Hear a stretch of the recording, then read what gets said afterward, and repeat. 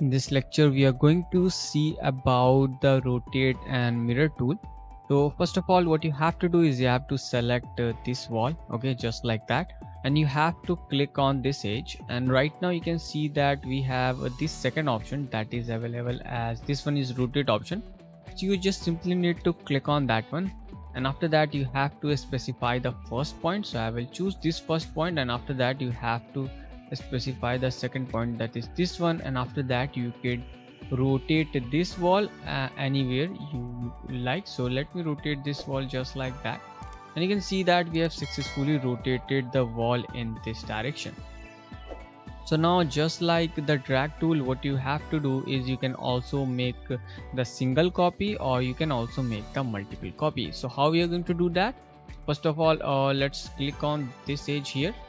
Right now we are at the rotate command. You just simply need to specify, let's say, this end and this end here, okay.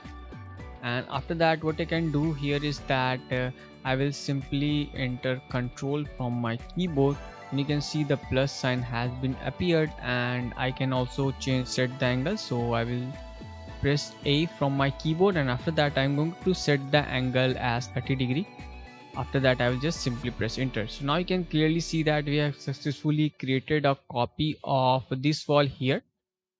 Now what you can do here is that you can also you can also create the multiple copy of this wall, okay. So again you have to go and select this wall just like that. You have to specify this point here, and after that I'm going to take this one pet palette on the upper side. After that I will click here, and again what I will do is you just simply need to enter Control and Alt from your keyboard, and now you can see the 2 plus sign has been appeared. It means that now you can create the multiple copy. You can see just like that, multiple copy, as you can see, just like that. So in this way you have to work with this rotate command, okay. Let me press escape and again press escape, and you can see that this is the wall that we have created. Also, one important tool here is that the mirror tool.